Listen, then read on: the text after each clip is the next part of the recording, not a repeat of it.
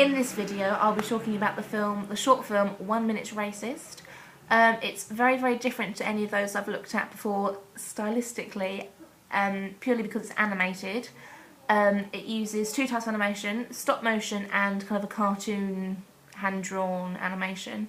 The majority of it all is in the stop motion. It's literally this black man sitting in a chair telling a story, and then there are cutaways to this kind of cartoon style animation to help enhance and tell the story.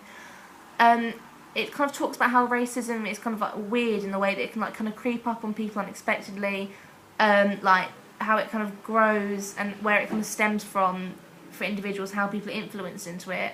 It's quite kind of, it's not too kind of deep and like meaningful. It's quite light-hearted, but it's not in a funny way. Like it kind of treats it lightly.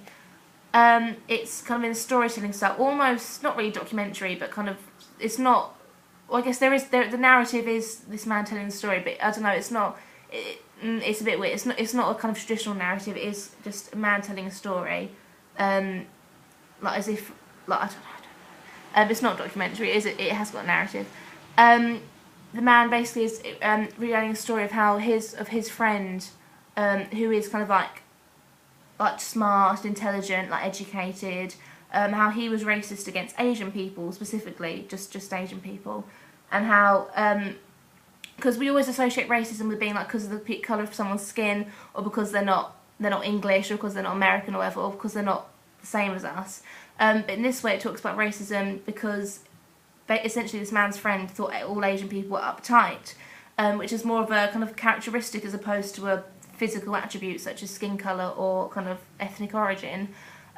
So which I haven't really looked at racism in that respect before, where it's actually stereotyping a whole race of people to be uptight or another characteristic. And essentially the man who's telling the story says how ridiculous this is, blah blah, but because of one experience a bad experience he has with an Asian person, for a moment he stops and thinks, oh, he's right, Asians are uptight, and he realises that's how racism grows. Someone kind of plants a seed in your mind.